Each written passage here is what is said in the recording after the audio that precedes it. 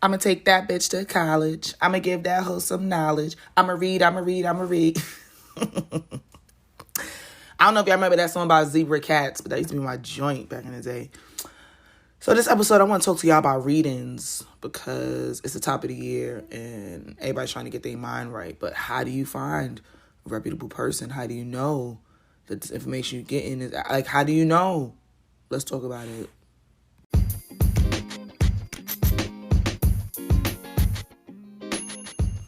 Hey, y'all. Happy full moon in Cancer. Happy eclipse. Today is Saturday, January 11th. My name is Nikki Buchanan. You are listening to the How to Be Magical podcast, where we talk about all things Black, magical, and fun. This episode, I want to talk to y'all about readings because it is a new year, and I know everybody's scheduling and booking their year ahead readings, and they're just trying to get their mind right and figure out what they need to be doing. And, this could be a somewhat touchy topic because, especially now on social media, everybody and their mother is a reader. And I'm not trying to come for nobody that reads. I'm just saying that we have an abundance of people to pick from, and it can be overwhelming because everybody and their mother is hawking and reading, and you don't know, okay, am I going for the economical choice? Am I going for the knowledgeable choice? Like, is this person really popular? Like, it's so many things that go into it. But I think, for my personal opinion, just knowing the different types of readings and readers that are out there can help you narrow down your choices. One of my very first readings, I'm trying to remember, I've been getting readings for quite some time, but one of my very, very first readings, it was with a medium, and she gave me some interesting information. I'm not going to say she was wrong because she wasn't, but there was, some things that kind of might have tainted her view. And that's the whole thing about readings, is like the reading is dependent on the person's perspective, their background, and whatever biases they may carry. And that's not necessarily a bad thing. It just depends on where you at with things.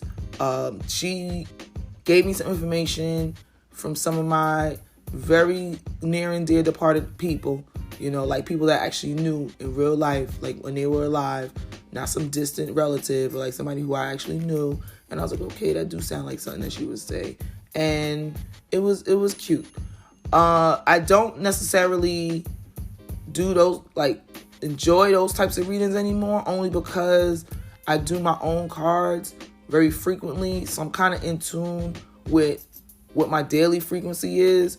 It's just when I need some long-range planning, I know I need to go to some of the heavy hitters. And to me, the heavy hitters are a Babalawo and Ifa, and very, very developed mediums, either in a spiritismo or just like people who just have their mediumship very, very, very on point.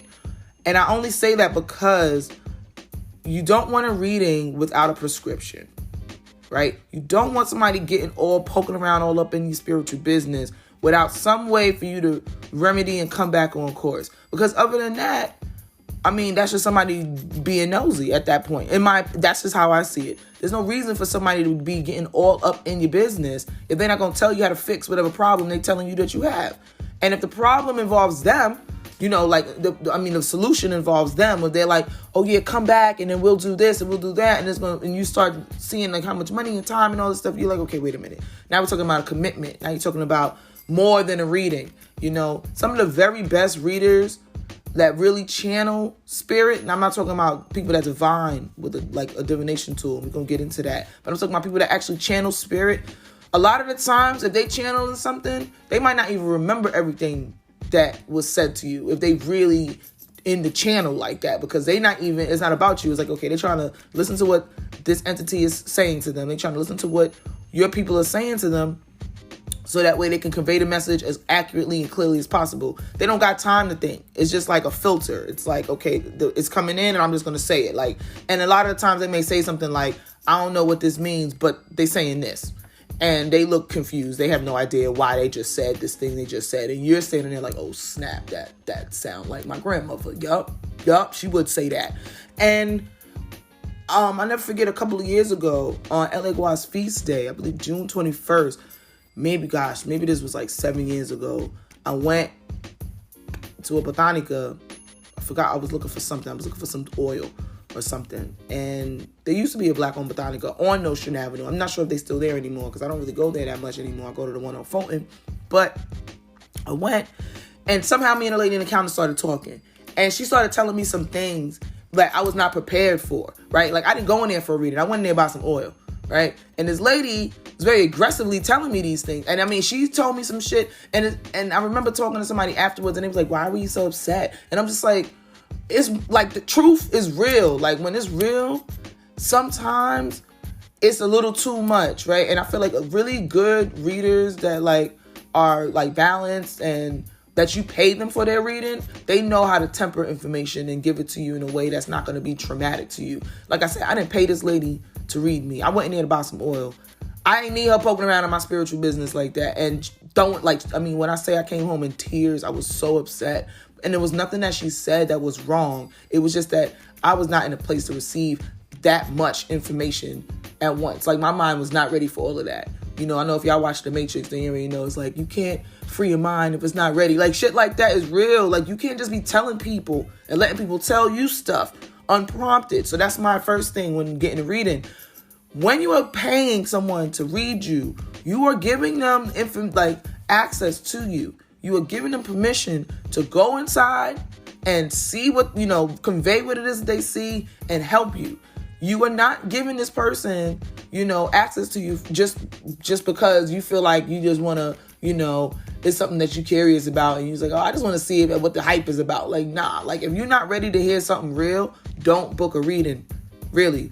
Because people will get mad, when they go into a reading with certain questions or thinking they're going to hear certain things and they get told something totally different. And it's like, oh, snap, I didn't even prepare myself for this. Now I'm fucked up in the game for a couple of days, weeks, however long it takes for your ass to get back on course because somebody done told you some really heavy stuff. We have to be careful with that. So that being said, book your readings accordingly. Don't just book with somebody because they got a cute feed and you think they pretty or handsome, or you want to be, your friend's been talking about, oh, they got a reading with this person and now you want to run to this person and give them your money, because sometimes that happens too. Like, sometimes readers will just have pockets of social groups. They'll read one person and the next thing you know, they done read 8 people in that friend circle. And that's all everybody talks about. It's like, oh my gosh, I went to read him. I got to read him with so-and-so. Oh my God, me too. What did he tell you? He told me this. He told me that. Or what did she tell you? She told me this. She told me that. And it's like, okay, now we get into a place where a reading is a social thing. It's like, it's the new thing to be like, oh, I got a reading and it told me this. Most of the times your readings, you can't really, or shouldn't really be telling people, like people that you don't trust, too much of your business. And there's a reason for that. It's like, this is very pertinent information. It's literally like going to the doctor. Like, you don't just go to the doctor and just start waving your patient file up at anybody's face. Like, oh my God, this is what the doctor said. Doctor said I got this, that, and the third. You're like, wow, that's a lie. It's kind of personal. I don't know why you're telling me this, but okay. And then sometimes people, that's how you get referrals to somebody. That's how you should, honestly. Like, if it's somebody that you never went to before, you should have somebody that take you or recommend you and be like, hey, or connect you with this person. Like, hey, this person is interested in getting a reading, la, la, la. And now this is the community aspect of things. It's like, you got to be ethical when you book in these readings. Pay people their money. And if they give you a quote that you don't feel that you can afford, tell them that. And say, I don't think I'll be able to afford that at this time. Thank you. Thank them. Because at the end of the day, you never know when you might have to circle back around and ask that same person for some help. On the flip side of things, I see a lot of people with a lot of outlandish reading prices. And I'm going to be real with you. I'm not with the bullshit. I'm just not. Like, I seen something the other day. That joint said $200 some odd dollars for it. I said, wait a minute now. What are you telling me for $200? Because at the end of the day, a reading has a prescription at the end. They're going to tell you, okay, this is what's being said and this is what you got to do. And that prescription, Sometimes it's like you got to change some parts of your behavior or, some of your patterns or whatever. But sometimes it's actual tangible things you got to do. Go get these flowers. Go get this coconut. Buy this doll. Get the, and it's like, okay, if I got to do all this running around, I have to get this herb, take this bath, put this in your house by the front door, put this in the house by the bed, clean this, smudge that, smoke this out. Like, we talking about things that's going to require time and money. So if I'm already giving you $200, how am I going to have money left over to do what I need to do, right?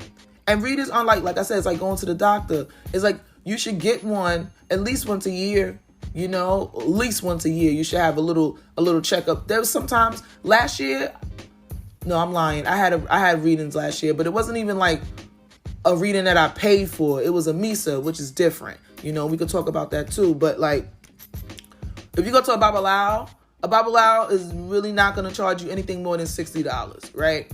Like, Babalawo is not going to charge you that much. And a Babalawo is consulting Ifa. He's consulting Arula, right? So like in the Orisha community, that's one of the highest readings that you could get, right? Like Arula is like he sees everybody's pathway. He sees all of the destinies that's out there. And his readings are very long range. It's not like when you get crowned and you get your Ita, like your life reading. But sometimes some of the Babalawo readings I've gotten have been strong, like steady for like the next 2-3 years. But like, nah, I'm still seeing stuff coming from this. Like my last Ifa reading, there was no Ebo. Now Ebo means like sacrifice or like I said, like prescription, something that you got to do after. Like depending on, and this is just a little bit about Ifa readings, depending on who stepped forward when giving the reading, right? So like you can get a reading with a Babalawo and it'd be like, okay, Yamaya is stepping forward. She's the one that's going to take care of this problem that you have, right? Or she's the one that's blessing you in this situation that you got going on. This is what she's asking for, right? And then you have to do something very specific that the Babalawo is telling you that Yamaya wants you to do, and it's a very specific thing. The last reading I got, the Babalawo was like, yeah, no Ebo. I was like, what? But I was prepared. I was ready to go out and get all type of vegetable, herbs, whatever, flowers, whatever she wanted. And then he was like, yeah, there's no Ebo. And so in that case, when there's no Ebo, then that means that's some real shit that you got to strengthen up on. Like that, we're talking about character building. And character building takes time. It takes dedication. It takes focus. It takes commitment. We're not talking about something that I could just go to the ocean with a watermelon and be done with it. It's like, nah, these are things I got to I have to stay mindful of. I have to keep it at the top of my consciousness. And are things I have to do to alter my behavior permanently, right? And then you have Palo, like if you have a Tata or if you're familiar with Palos and, Palo and Paleros and Paleras, you have you can get a reading. I believe it's a Sarabanda reading. You can get a reading. And don't quote me on that either because I'm not nobody's Palera, so just don't quote me on that. But you can get a reading with a Palero and they will consult. They have different divination tools. They have jamalangos. They have divination trays with shells. There's a lot of different things that you can do. But again, the thing with reading and getting read is there's a few things. Okay, damn, my mind is all over the place because it's like this is such a heavy topic for me because I feel very strongly about this and I don't want to come off too harsh. So I'm trying to figure out the best way. See, I'm trying to give y'all the information in a way that's not upsetting. The thing about people with the sight, people with access to divination tools, divination systems, is you are who you are, right? Like, if I'm looking at a person with my regular eyesight, which is not that great because I wear glasses, y'all seen me, I could look at a person and be like, okay, they got a red shirt on, they got on jeans, they got on Timbs, they got a hat, they got a coat. I see an earring, I see a little bracelet. They kind of medium brown. They have locks. Like I can see these things, right? Now, that's just me seeing these things and saying what I'm seeing. I don't know anything about this person. Only thing I know is what I'm looking at. And that's only I can only tell you what I'm looking at based on what I know, right? I can't tell you anything that I don't know per se. So there's things about you that You can go to 5 different readers and you might hear a similar message from 5 different people. They're not all wrong. It's like the newspaper. Every newspaper got its own slant, right? The New York Times is not the New York Post, right? It's not the same thing. It's not the same paper. It's not the Daily News. It's not the Washington Post. It's the Times. The Times is going to give it to you how they going to give it to you. The Post is going to give it to you how they going to give it to you. The Daily News is going to give it to you how they going to give it to you. These are all valid newspapers, right? Established papers. Does not mean they're wrong, but they're all going to give you a different level of insight to whatever topic it is that they're covering. In this case, the topic is you, right? So every reader is not going to be able to fully articulate what they see on you. Sometimes, as you know, anytime I get a reading, it always comes up, you got to work with the dead, right? And depending on who is giving me that reading, depends on what they say. If I go to somebody that's very deep and follow, they're going to tell me you got to get scratched, which is not necessarily not true, right? I may need to be scratched at some point, right? But that doesn't necessarily mean that's what they're seeing. They just see dead, automatically scratched, right? They see, I see you working with people. I see you working with your people already. You need to be crowning no chop. Okay. Not saying that's not true either. But that's not necessarily what that means all the time, right? And a lot of the times, before you fully know who you are, sometimes these readers can see you coming. And it's not to say they're preying on you or nothing like that, but they can see you. They see something on you. They're like, okay, you got something. What are you doing, right? So that's why it's also good for you to come to a reading with a little bit of information. So that way when they do say things, it's a conversation. You're like, they say this and you go, okay, you know what? This happened. What do you think about that? And then it's like a clarifier. They're like, oh, okay, that's what they mean, right? If you're coming into something blank without knowing anything at all, it's very easy for them to put something on you, like with their perspective, with their bias. And depending on the type of person they are, that could either work for your benefit or that could work against you. If you're dealing with somebody who is not necessarily the most ethical person, that don't necessarily mean that their site is invalid, but their worldview is tainted. They got an ulterior motive. You don't know why they're telling you this information, right? And that's not always a bad thing. Sometimes you're going to get a funny reading, right? Every reading is not going to be roses and fucking rainbows. It's just not. Sometimes you're going to get some very, very upsetting information. I've gotten some information that has been devastating to me. When I say devastating, I'm talking about devastating. I know I sound dramatic, but like learning that a family member wants you dead, when you sit at a mat and somebody's telling you with a real stern face, like, yo, I'm not even trying to scare you right now, but somebody's trying to kill you. That I don't know who's going to take that well, right? I was like fucked up for a while. I was done for a while. I was like, God damn, like I ain't never did that to this person. Why? But then when I learned the reason of why they wanted me dead, it made sense, right? And it was just like, damn. And it makes you aware of like just how much is out there, And this person wasn't telling me this to scare me. They gave me a prescription. They said, do this. It'll be handled. But this is what's going on. And it was very, very scary. I'm not going to lie. It was scary. So it's like, when we open up ourselves to these different modalities, these different avenues, these different senses, right? We have to take time with ourselves. After your reading, you should take a little time with yourself. Literally, you're going to need some time to get yourself settled, to get your mind right, to get your plan of action in order. Usually, you should leave a reading with some marching orders, with a nice laundry list of things that you need to be doing. And before you go and get another reading, especially if you're going to get a reading from the same people, before you go and get another reading, you should make sure that list is tackled. Because now you need to show up with the commitment that you're not just getting readings just to get them, That's like the people that ask you for advice and they go off and do their own thing anyway, and then a couple months later they shit fucked up again and they want to come back to you. After a while you be like, okay, you know what? Nah, you're not really serious about changing your situation. So I'm not really trying to have this conversation with you. And you'll notice that readers will tell that to their clients. Like, listen, if you're not going to do the things that I'm prescribing, then maybe you need to find somebody else to talk to, because I'm not really here for that. It's like anybody, any professional, any health professional, right? This is a spiritual health. So it's just like finding a therapist. Sometimes you're going to find a therapist that's really good, that really works for you, that really got you breaking out of your patterns and your comfort zone. And then sometimes you're going to have a therapist that's just going to sit there and be like, okay, here's your bill, see the secretary, see you next week. They don't give a shit. They see you as a bill, like as an invoice. We're not talking about anything that's different. right? So that's why in the first episode of How to Be Magical, I went over the little zine where it's like, learn a divination practice, like start a divination practice or learn a divination system. That's what that's something that you should learn for yourself, whatever it is. If that's astrology, okay. If that's tarot, okay.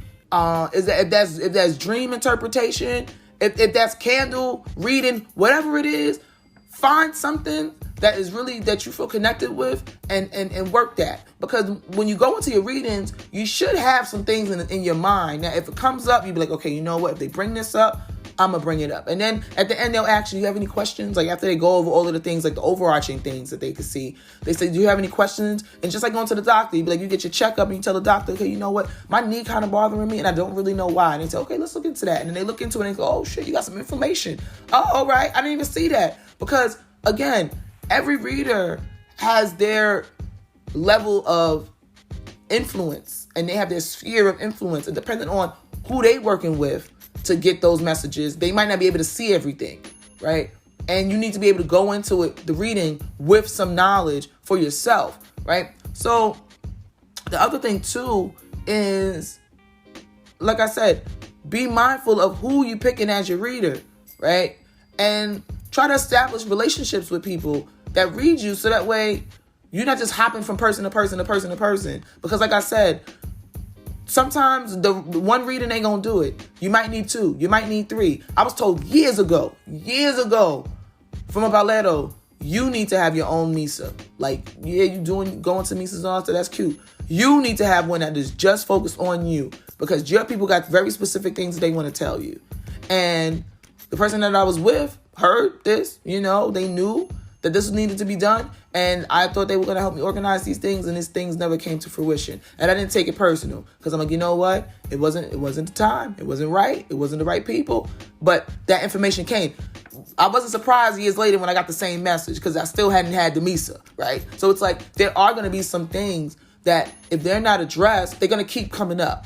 And people tell me this all the time. A lot of elders that have gotten crowned have told me, like, yeah, they told me years ago before I even got crowned about these things. I never handled it. And then when I had to go to the mat and do my life reading, the same shit came up. I never handled it. So it's like, these are things, right? So anybody can look and see, again, anybody with some type of sight can see something on you. That does not necessarily mean that it is what they're saying, but they do see something. So you might need further investigation. So like I said, before you go out and go book with the most popular, the most flashy, the most whoever, really take some time and get to know yourself.